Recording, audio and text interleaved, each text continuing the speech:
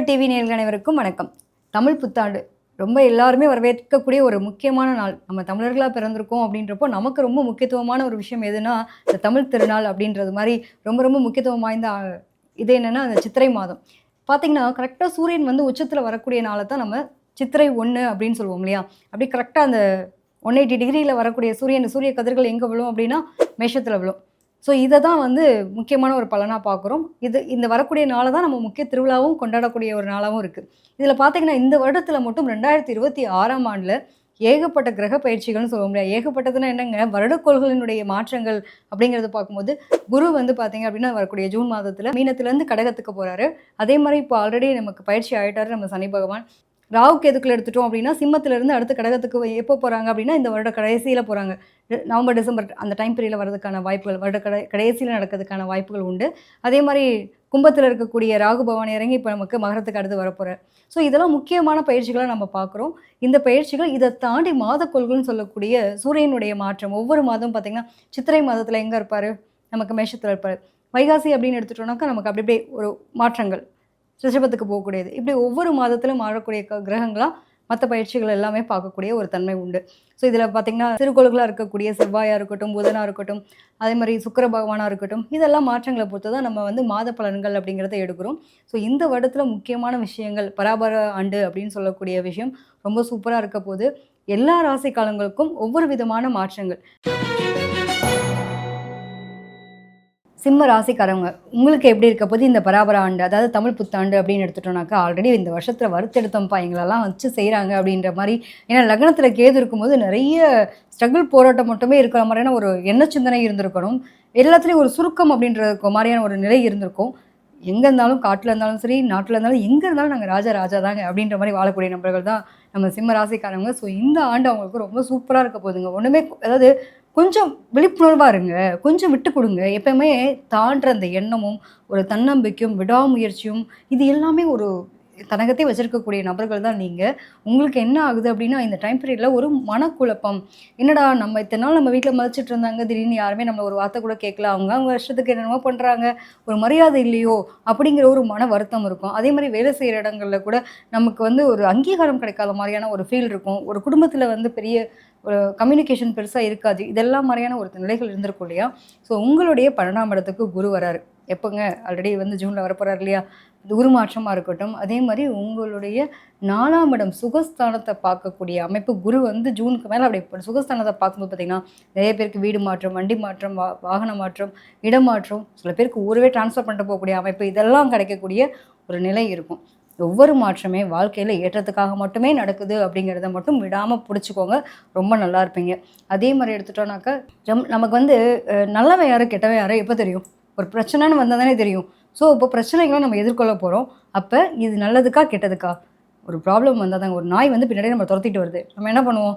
பின்னாடி திரும்பி, ஐயோ! தொரத்துது எத்தன நாளைக்கு ஓடிட முடியும்? திரும்பி நின்னு ஒண்ணு பார்த்துட்டு, "ஏய் ச்சீ போ" அப்படின்னு மிரட்டி விட்டோம்னா போயிடுதா? இல்ல திருப்பி அது நம்ம எகுறுதான்னு 2 விஷயம் நமக்கு தெரிஞ்சுக்க போறோம். அப்ப பிரச்சனை வரணுமா இல்லையா? பிரச்சனைக்கான தீர்வு சொல்யூஷன் அப்படின்ற மாரி, இந்த விஷயங்கள் உங்களுக்கு கிடைக்கக்கூடிய ஒரு காலகட்டம். நெறைய பேருக்கு பார்த்தீங்க அப்படின்னா, குலதெய்வத்தினுடைய அனுகூலம், அனுகிரகம் அது தடை இருந்தது அப்படின்னா, அதெல்லாம் வந்து நிறைவு பண்ணக்கூடிய ஒரு காலகட்டமா இருக்கும். அதே மாரி குழந்தைகள் சார்ந்த விஷயங்களுக்கு ஒரு பெரிய முதலீடு சம்மந்தப்பட்ட இதெல்லாம் வந்து ஒரு இன்வெஸ்ட்மெண்ட் பண்ற மாரி இருக்கும். இப்ப ஒண்ணும் இல்ல உங்க பசங்க வந்து ஒரு +2 முடிக்கிறாங்க, காலேஜ் போறாங்கன்னா, பெரிய அமௌண்ட் நம்ம லம்சமா கட்டுற மாரி இருக்குமா? அதே மாரி ஒரு பெரிய அமௌண்ட் வந்து இன்வெஸ்ட்மெண்ட் சேவிங்ஸாவோ அல்லது ஒரு ப்ராப்பர்ட்டி ரிலேட்டடா ஏதோ ஒண்ணு. ஒரு சொத்த வித்து சொத்த வாங்கக்கூடிய நிலைமை. இதெல்லாம் இருக்கக்கூடிய ஒரு நிலை இருக்குங்க. ஒண்ணும் இல்ல நான் ஆல்ரெடி ஒரு வீடு இருக்குங்க. ஊர்ல ஒரு வீடு இருக்கு. அத நான் இங்க குடுத்துட்டு இங்க ஒரு புது வீடு வாங்கலாமா? நான் இருக்கிற இடத்துல ஒண்ணு வாங்கிக்கலாமா? அப்படிங்கிற எண்ணம். இது சில பேருக்கு ஊரு விட்டு ஊர் போனோனே அங்க ஒரு இடத்த வாங்கலாமான்ற எண்ணம். இதெல்லாம் தோணக்கூடிய ஒரு காலகட்டமா இருக்கும். ஸோ வீடு, வண்டி, வாகனங்கள் மாற்றங்கள் அப்படிங்கிறது டெஃபினட்டா உண்டு. அதே மாரி பார்த்தோம் அப்படின்னா, ஜெனட்டிக்கா ஏதாவது ப்ராப்ளம் இருக்கு அப்படின்னா, அதெல்லாம் நீங்க கொஞ்சம் இந்த காலகட்டத்தில நரம்பு தொடர்பான விஷயங்கள் பிரச்சனைகள குடுக்கும். அதில நீங்க கவனமா இருக்கணும். நம்மளோட பூர்வீகத்தில யாருக்காவது ஏதாவது பிரச்சனை இருந்துச்சு அப்படின்னா, நம்மளோட தாத்தா, பாட்டிக்கோ அல்லது அம்மா, அப்பாவுக்கோ ஜெனடிக் நோய்கள் ஏதாவது இருக்கு அப்படின்னா, அத மட்டும் கொஞ்சம் கான்ஷியஸா பார்த்துக்கிறது பெட்டரா இருக்குங்க. ஒண்ணும் இல்ல 7ஆம் இடத்துல ராகு. அப்ப நமக்கான சந்தோஷம், நம்ம குடும்ப உறவுகள் நம்மள மதிக்கலையோ, அதுவும் பர்ட்டிகுலரா பார்த்தீங்கன்னா, இந்த கணவன் மனைவி பிரச்சனை ஒண்ண சொல்ல போய் 92ஆ மாறும்னு வாங்கல பார்த்தீங்களா? தேவையில்லாத வாக்குவாதம், தேவையில்லாத பிரச்சனைகள் இதெல்லாம் வர்றத தவிர்த்துறது நல்லது. முடிஞ்ச அளவுக்கு ஒரு சின்ன விஷயம் தான். அத பெருசா பிரம்மாண்டமா ஊதி ஊதி பெருசாக்குவாங்கன்னுவாங்க இல்லையா? அந்த மாரி எண்ணங்கள்லாம் இப்ப தோணும். இதனால கொஞ்சம் நம்பிக்கைய மட்டும் அதிகப்படுத்திக்கோங்க. 7ஆம் இடத்துல ராகு இருக்கும்போது, நம்ம சம்பாதிச்சா என்னங்க, நம்ம வீட்ல இருக்க வீட்டுக்காரம்மா பார்த்தா என்ன? அது மாரி ஒரு ஆணா இருக்கட்டும், பெண்ணா இருக்கட்டும். ஸோ இந்த டைம் பீரியட் 7ஆம் இடத்துல ராகு இருக்கிறதுனால, நல்ல பிரம்மாண்டமான எண்ணங்கள், வாழ்க்கையில சந்தோஷம் இதெல்லாம் இருந்தா கூட, ஒரு கணவன் மனைவிக்குள்ள வந்து கருத்து வேறுபாடு வர்றதுக்கான வாய்ப்புகள் அதிகம். ஸோ அதில கொஞ்சம் கான்ஷியஸா இருக்கிறது பெட்டரா இருக்கும். உங்களோட 2ஆம் இடத்த சனி பார்க்குறாரு. அதனால ஒண்ணும் பிரச்சனை கிடையாதுங்க. ஸோ ஏதோ ஒரு வகையில ரொம்ப நல்ல விஷயங்கள் நடக்கப்போது. ஒரே ஒரு விஷயம் இதில நீங்க என்ன பாதுகாப்பா இருக்கணும் அப்டின்னா, அந்த முடிஞ்சு போன காதெல்லாம் ரீஎன்ட்ரி குடுக்கறதுக்கான வாய்ப்புகள்லாம் இருக்கு. தேவையில்லாத ஒரு அன்வான்டடான ரிலேஷன்ஷிப்லாம் வர்றதுக்கு வாய்ப்பு இருக்கும். ஸோ இதெல்லாம் நீங்க கொஞ்சம் கருத்தில வச்சுக்கிறது நல்லதா இருக்கும். சொந்த செலவு சூனியம் வச்சுக்கணுமா? வேணுமா? வேணாமா? அப்படிங்கிறத முடிவு பண்ணிக்கோங்க. மத்தபடி எல்லாமே சூப்பரா இருக்கக்கூடிய ஒரு காலகட்டம். அ ஒரு பொருளாதாரத்தில ஒரு வளர்ச்சி அப்படின்னு வரணுன்றப்ப, பாருங்களேன் ராஜா எங்க இருந்தாலும் ராஜா தான் சொல்லிட்டோம். மனசு மட்டும் தான் உங்களுக்கு தெளிவா இல்லாம இருக்குமே தவிர்த்து, உங்களுடைய குழப்பங்கள், ஒரு தீர்க்கமான, தெளிவான ஒரு நிலை இல்லாம இருக்கும். பட் எல்லாமே மாற்றங்கள் வரும்போது உங்களுக்கு ஒரு நல்ல மாற்றமா தான் இருக்க போகுது. அதில எதுவும் பிரச்சனையே இல்ல. நெறைய பேருக்கு குழந்தை சார்ந்த விஷயங்கள்ல அவங்களுக்கான முதலீடு சொல்லியிருக்கேன். முதலீடுன்றது என்னன்னா படிப்பு. நெனச்ச இடத்துல நெனச்ச படிப்பு கிடைக்குது. நெனச்ச மாரியான வாழ்க்கை அமையிறது. அவங்க புடிச்ச மாரியான வாழ்க்கை துணையோட இருக்காங்க அப்படிங்கிற மாரியான விஷயம். வீட்ல வந்து சந்தோஷமா நிகழ்வு நடக்கிறதுக்கான பிராப்தி இதெல்லாம் இருக்கு. உங்களுடைய 5ஆம் இடத்த பார்த்தீங்க அப்படின்னாலே வந்து உங்களோட மகிழ்ச்சி. நான் என்னதான் வீட்ல பிரச்சனை இருந்தாலுமே, ஒரு பக்கம் வந்து என்னோட மனம் நிறைவா இருக்கு. ஒரு சந்தோஷமா இருக்கு அப்படிங்கிற நிலைய குடுத்துக்கக்கூடிய ஒரு காலகட்டமா இருக்கு. உங்களுக்கான திறமை உங்களுக்கே தெரியாத பல விஷயங்கள் இந்த டைம் ஆஃப் பீரியட்ல உங்களுக்கான திறமை என்ன? நீங்க என்ன பண்ணணும், பண்ணக்கூடாது அப்படிங்கிற அளவுக்கான எல்லாமே கிடைக்கக்கூடிய ஒரு காலகட்டம். ஒரே ஒரு வாட்டி மெடிக்கல் செக்கப் மட்டும் எடுத்துக்கங்க. வயசானவங்களா இருக்கீங்க அப்படின்னா, கொஞ்சம் கான்ஷியஸா இருங்க. வீட்ல பெரியவங்க இருக்காங்க அப்படின்னா, அவங்களோட உடல் ஆரோக்கியத்தில கவனமா இருக்கணும். ஒரே ஒரு வேளை என்ன பண்ணக்கூடாதுன்னா, "இவன் ரொம்ப நல்லவன்ப்பா, என் கூட தான் பழகுறான். நான் தான் அவங்கள பார்த்துட்டுருக்கேன். அவன நம்பி என்ன நம்பி நீங்க அவனுக்கு வேலை குடுங்க. அவங்களுக்காக வந்து சைன் பண்ணிக்கிறேன். நான் வந்து சூரிட்டி பண்றேன்." இதெல்லாம் வேண்டாம். இதெல்லாம் தவிர்த்துட்டீங்க அப்படின்னா, ரொம்ப சூப்பரா இருக்கும். தேவையில்லாத சொந்த சூனியம் வச்சுக்காம, முடிஞ்ச வரைக்கும் இதெல்லாம் நம்ம தவிர்த்துட்டோம் அப்படின்னா, நல்லபடியா இருக்கலாம்.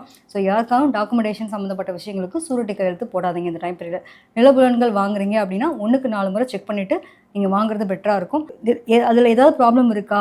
அப்படிங்கிறத மாரி பார்த்துக்கோங்க. ஸோ முடிஞ்ச அளவுக்கு விநாயகர் வழிபாடு எடுத்துக்கோங்க. இந்த டைம் பீரியட் உங்களுக்கு ரொம்ப சிறப்பா இருக்குங்க. வயசானவங்கள பார்க்குறீங்க, பெரியவங்கள பார்க்குறீங்க அப்படின்னா, ஊனமுற்றவங்கள பார்க்குறீங்கன்னா, கண்டிப்பா அவங்களுக்கு ஒரு தான தர்மம் பண்றது நல்லது. திடீர் அதிர்ஷ்டத்த குடுக்குறதும் உங்களுக்கு இந்த காலகட்டம் தான். ஸோ பொறுமை, நிதானம், நிறைய அனுபவ பாடம் கத்துக்கக்கூடிய காலகட்டம். நன்றி, வணக்கம்.